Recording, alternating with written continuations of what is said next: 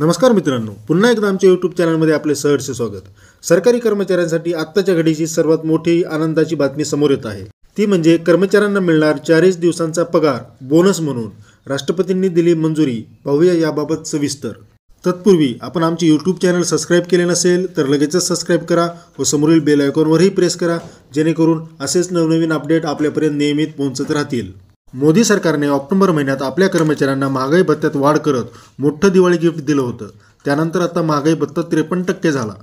आता केंद्रीय कर्मचाऱ्यांसाठी आणखी एक आनंदाची बातमी समोर आली आहे। राष्ट्रपतींनी कर्मचाऱ्यांना बोनस देण्यास मान्यता दिली आहे। मात्र या बोनसचा लाभ काही केंद्रीय कर्मचाऱ्यांनाच मिळणार आहे।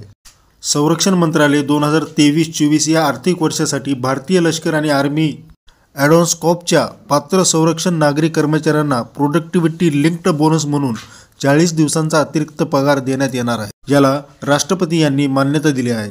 मंत्रालय यासंबंधी अधिसूचना जारी केलेल्या आहेत। वरील माहिती आवडली असल्यास चॅनलला सबस्क्राइब करायला विसरू नका। धन्यवाद मित्रांनो। जय महाराष्ट्र।